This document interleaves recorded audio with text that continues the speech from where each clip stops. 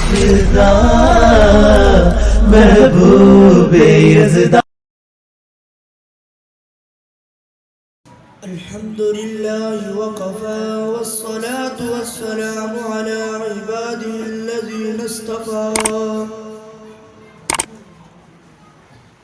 أما بعد فأعوذ بالله من الشيطان الرجيم.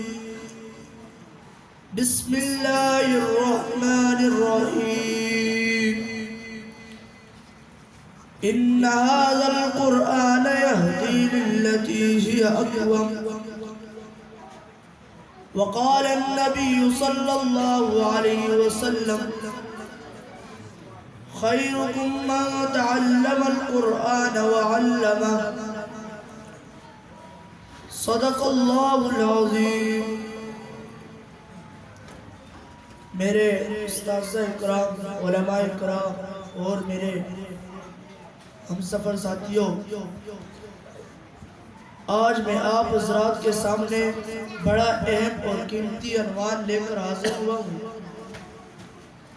جو کہ عظمت قرآن کے نام سے معنون ہے. عزیز ساتھیوں توجہ کرنا، قرآن بے مثال ہے.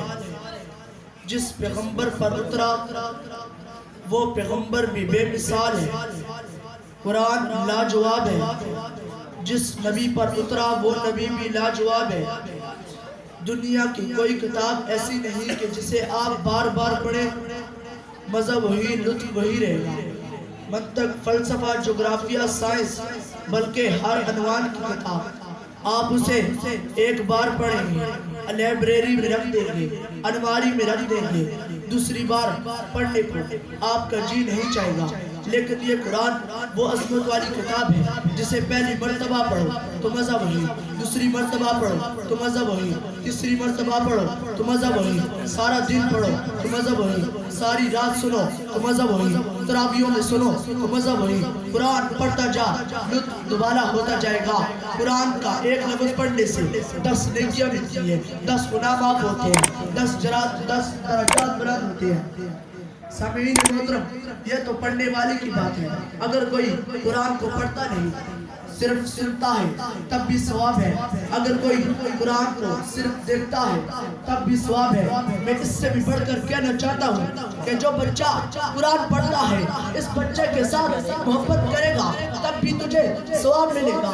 بچے کو چھوڑ، جس تپائی ریل پر قرآن رکھا جاتا ہے وہ تپائی ریل بنا کر کسی قرآن پڑھنے والے کو دے گا تب بھی تجھے ثواب ملے گا. تو پھر مجھے کہہ دیجئے قرآن پڑھنا بھی ثواب ہے، قرآن سننا بھی ثواب ہے، قرآن دیکھنا بھی ثواب ہے. کیوں نہ ہو قرآن جو بے مثال ہے. سامعین محترم، یہ قرآن مجید خود بھی عظیم ہے. جس نے اس کی عظمت کو بنایا وہ بھی عظیم بن گیا. آنے کو تو ابو بکر آئے، تعلق قرآن سے بنا، صدیق اکبر بن گئے. آنے کو تو عمر آئے، تعلق قرآن سے بنا، فاروق اعظم بن گئے. آنے کو تو معاویہ آئے، تعلق قرآن سے بنا، کاتب وحی بن گئے. آنے کو تو علی آئے، تعلق قرآن سے بنا، شہر خدا بن گئے. آنے کو تو حسین آئے، تعلق قرآن سے بنا، شہید تعلق قرآن سے بنا، شہید کربلا بن گئے. آنے کو تو حمزہ ہے، تعلق قرآن سے بنا، شہیدوں کے سردار بن گئے. سامعین محترم، یہ قرآن مجید وہ مقدس کتاب ہے جس کی تلاوت کی وجہ سے حضور صلی اللہ علیہ وسلم کو طائف کی گلیوں میں لہو لہان نہ پڑا. یہ قرآن وہ مقدس کتاب ہے جس کی تلاوت کی وجہ سے بلال حبشی کو تپتی ریت پر لٹا دیا گیا. یہ قرآن مجید وہ عظمت والی کتاب ہے جس کی تلاوت کی وجہ سے امام احمد بن حنبل کوڑے پر ساتھ دیے گئے.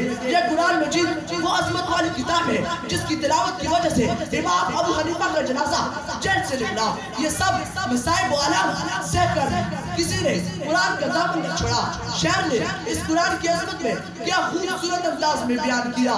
کیوں نہ ہو وہ ممتاز اسلام دنیا بھر کے دینوں میں، وہاں مذہب کتابوں میں، یہاں قرآن سینوں میں.